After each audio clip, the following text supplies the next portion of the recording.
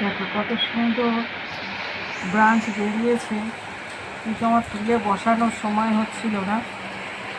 গাছটা এত সুন্দর বেরিয়েছে, শিকড় হয়েছে, দেখেছি কত।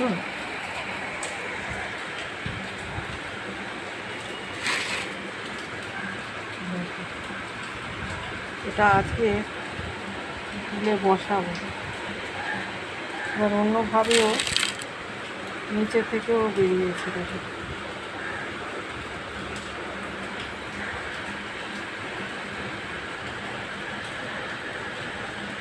এটা আজকের একটা নতুন বসালাম।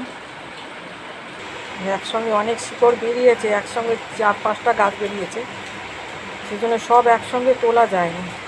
দেখো শিকড়গুলো এখনও কিছু থেকে গেছে, ওটা আলাদা করে বসাবো। এবার আগে কিছু টুকরো ইট ভাঙা দিয়ে নিয়েছি, এর উপরে এটা দিয়েছি, এর উপরে আবার চাপিয়ে দেবো। এটা বৃষ্টির জল, বৃষ্টির জলে আমি খানিকটা ভিজিয়ে রেখেছি।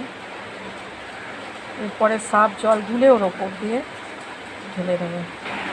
সব পাউডার গুলে নিয়েছি, এবার এর মধ্যে করে জলটা ফেলে দেবো। এরকম করে একটা একটা করে সবটাতেই করে নেবো। এই নতুন বসিয়েছি সব এগুলো, দেখো সেই নতুন বসালাম, এগুলো সব হ্যাঙ্গিং করে দেবো।